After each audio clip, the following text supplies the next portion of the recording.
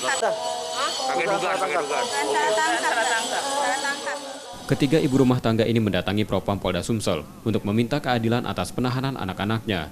Dari keterangan salah satu pelapor, Ningsi, anak-anak mereka diduga menjadi korban salah tangkap oleh anggota polisi dari Polrestabes Palembang atas kasus pengeroyokan yang terjadi di Jalan Gotong Royong 3, Kelurahan Sukamaju, Kecamatan Sako beberapa waktu lalu. Ningsi bersama dua pelapor lainnya meyakini anak-anak mereka tidak terlibat dalam kasus pengeroyokan itu, lantaran saat peristiwa terjadi tengah berada di rumah. Pelapor juga menerangkan memiliki bukti bahwa kelima orang yang ditangkap itu dipaksa untuk mengakui pengeroyokan melalui sebuah video yang sebelumnya diunggah di salah satu sosial media.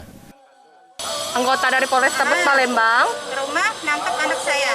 oh Tidak ada perlawanan itu kan anak saya ada di rumah memang saat itu. ya terus Ditangkap, dibawa katanya mau diperiksa katanya ya. oh Keterangannya. Nggak taunya dia dibawa ke kuburan Cina. ke kuburan Cina ngapain Bu? Ya itu di BAP di kuburan Cina dipaksa. Paksa apa, Bu? Dipaksa apa Bu? Paksa untuk ngakuin. Kalau memang ini, Itu ada buktinya Bu kita? Ada. Kita pegang buktinya. Ya, Berupa ada. apa Bu bukti kalau anak Video.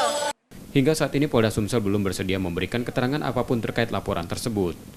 Reski Oktora, Muklas Diferensial, Kompas TV, Palembang, Sumatera Selatan.